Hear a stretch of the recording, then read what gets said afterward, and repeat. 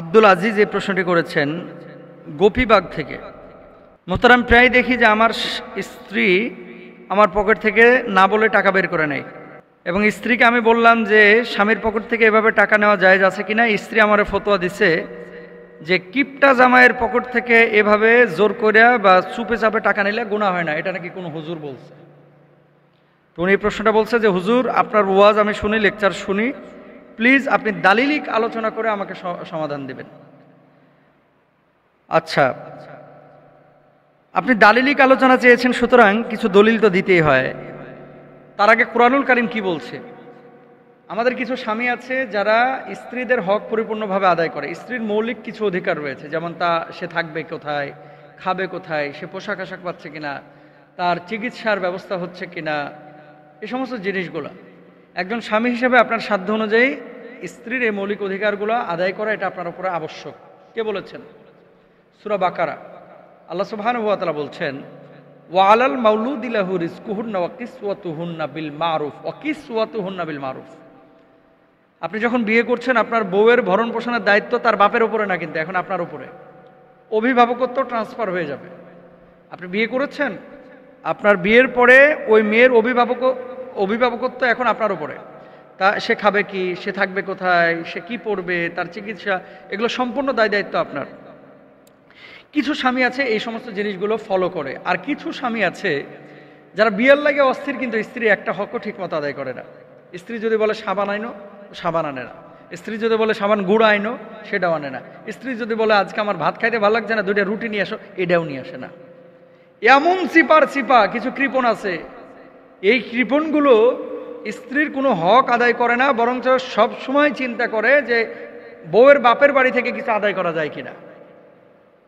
আচ্ছা, আরেকটা বিষয় আপনাদেরকে বলি, মেয়েরা বিয়ের পরে অনেক সময় ওই পাতে কিন্তু রান আর পায় না।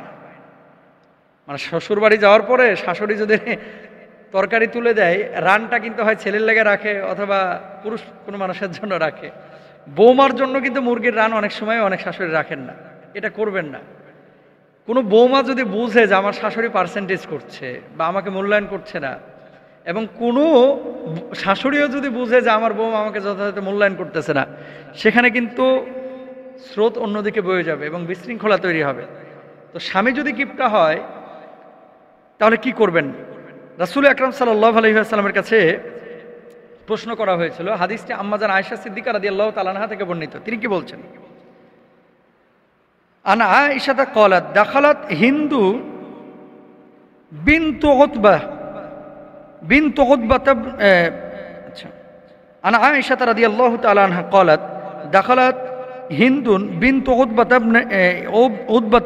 ইমরাতু আবি সুফিয়ান আলা রাসূলিল্লাহ সাল্লাল্লাহু আলাইহি ওয়াসাল্লাম ফাকালাত ইয়া রাসূলাল্লাহ ইন্না আবা সুফিয়ানা রাজুলুন শাহীহুন লা ইউতিনি মিনান নাফাকাতি মা ইয়াকফিনি ওয়া ইয়াকফি বানিয়া ইল্লা মা আখাযতু মিন মালিহি বিগাইরি ইলমি। স্পষ্ট হাদিস। তাহলে কি? আমাদের আয়েশা সিদ্দিকা রাদিয়াল্লাহু তাআলা আনহা থেকে বর্ণিত হাদিস, হিন্দা বিনতে উতবা রাসূল আকরাম সাল্লাল্লাহু আলাইহি ওয়াসাল্লামের নিকট উপস্থিত হয়ে বললেন, ইয়া রাসূলুল্লাহ, আবু সুফিয়ান একজন কৃপণ ব্যক্তি। মানে হিন্দার স্বামী ছিল কে? আবু সুফিয়ান। আমার স্বামী একজন কৃপণ ব্যক্তি, তিনি আমার এবং আমার সন্তানদের প্রয়োজনীয় খরচাদি প্রদান করেন না, তবে আমি তার অজ্ঞাতেই তার সম্পদ থেকে প্রয়োজনীয় খরচাদি গ্রহণ করে থাকি। এতে কি আমার কোনো গুনাহ হবে? কি বলছেন? ফাহাল আলাইয়া ফি যালিকা মিন জুনাহিন, এতে কি আমার কোনো গুনাহ হবে? আল্লাহ রাসূল সাল্লাল্লাহু আলাইহি ওয়াসাল্লাম জবাব দিলেন, খুযু মিন মালিহি বিল মারুফি মা ইয়াকফিকি ওয়া ইয়াকফি বানিক। আল্লাহ রাসূল জবাব দিলেন, তুমি তার সম্পদ থেকে তোমার ও তোমার সন্তানের জন্য যথেষ্ট হয় এমন সঙ্গত পরিমাণ সম্পদ নিতে পারো। কার জন্য? কৃপণ স্বামীর জন্য আল্লাহ রাসূল এই হাদিস দিয়েছেন। কিছু স্বামী আছে ভাই এমন খাটাস, এগুলোকে খাটাস বলাই দরকার। আমারে ওই রাজশাহীতে আমার প্রোগ্রাম ছিল, তো যে বাসায় আপ্যায়ন করেছে ওই বাসায় আড়াল থেকে, দেয়ালের আড়াল থেকে এক মহিলা প্রশ্ন করতেছে, হুজুর আমার আজকে ওয়াজে স্বামীর স্ত্রীর হক নিয়ে কিছু বললেন। আমি বললাম, কেন, কি হয়েছে বোন? আড়াল থেকে, কিন্তু সে আমার সামনে আসে নাই। উনি বলতেছে যে আমার জামাই আমার তো ভরণ পোষণ খালি মানে ভাত ছাড়া আর কিছুই দেয় না। ভাত ছাড়া কিছু দেয় না। আমি যদি বলি যে একটা তেল কিনে দাও, নারকেল তেল, ভাই ওনারে 1 বছর বললে মনে হয় একটা তেল নিয়ে আসে। সাবান আমার দরকার, আমি গায়ে সাবান দিতে পারি না, সাবান দরকার, এই সাবানের কথা মনে হয় 30 বার বললে মানে 1 মাস অপেক্ষা করতে হয়, কোনো জিনিস সহজে দেয় না। একটু কিছু কথা বললেন তো, এরকম অসংখ্য স্বামী আছে কিন্তু। আর কিছু স্বামী তো মাশাআল্লাহ বিয়ের লেগে অস্থির, কিন্তু বউয়ের পিছনে টাকা খরচ করতে আর মন চায় না, এরকম অসংখ্য মানুষ আছে। হারাম, এগুলো করা যাবে না।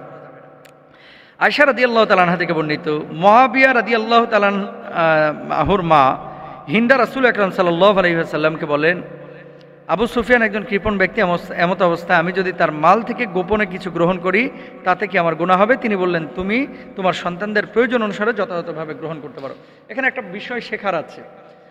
আপনার স্বামী আপনার সমস্ত ভরণ পোষণ দিচ্ছে। কিছু কিছু মেয়ে আছে বিলাসী মেয়ে, যেমন বাড়িতে মুরগির গোশত রান্না করা হয়েছে, বাড়ির মুরগির গোশত ভাল লাগতেছে না, রেস্টুরেন্ট থেকে তার লেগে কাচ্চে নিয়ে আসতে হবে।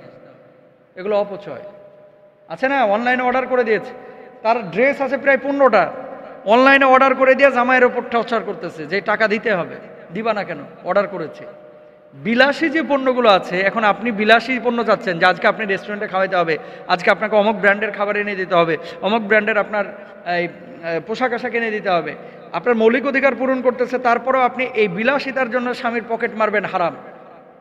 এটা আপনার জন্য জায়েজ নাই। সুতরাং আমাদের সবাইকে সবার জায়গা থেকে এই বিষয়গুলো খেয়াল করা উচিত। আল্লাহ তাআলা আমাদের তৌফিক দান করুন।